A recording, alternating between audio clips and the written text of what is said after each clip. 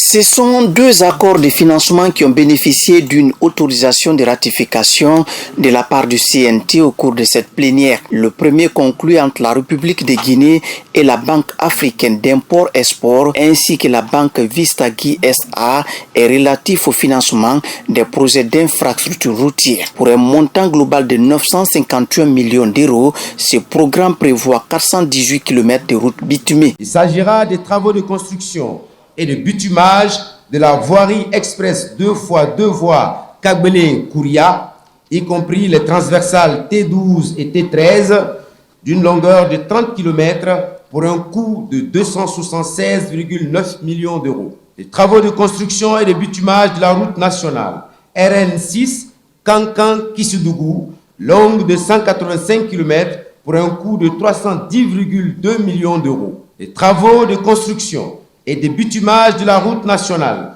RN23 Boké-Gawal, longue de 185 km pour un montant de 207,6 millions d'euros. Les travaux de reconstruction et de bitumage en 2x2 voies de la corniche nord, port autonome de Conakry, hôtel Riviera à Kaloum, pour un montant de 70 millions d'euros. Les travaux de construction et de bitumage en 2x2 voies de la voirie de Dubreka pour un montant de 86,7 millions d'euros. Autre autorisation de ratification, celle relative à l'accord de prêt dans le cadre de la construction et l'équipement de l'hôpital militaire d'instruction de 300 lits dans la préfecture de Dubreka. L'adoption de cet accord vise à renforcer les capacités du système de santé militaire tout en offrant des services de qualité à la population. Il s'agira d'une clinique de standing présidentiel, un service de radiologie, 2 grands laboratoires,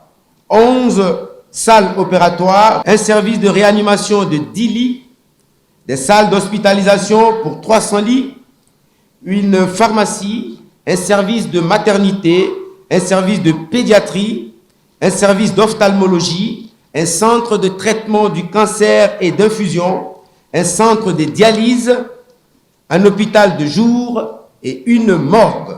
Avant d'autoriser la ratification de ces différents accords, le gouvernement, à travers les ministères de la Défense nationale et celui de l'économie et des finances, a annoncé les dispositions concrètes devant permettre la réalisation de ces accords sur le terrain. Dans une année, il y aura des experts, des médecins étrangers qui vont venir pour apprendre aux médecins militaires guinéens comment fonctionnent les appareils, les entraîner. Pendant ce temps-là, il faut former d'autres médecins.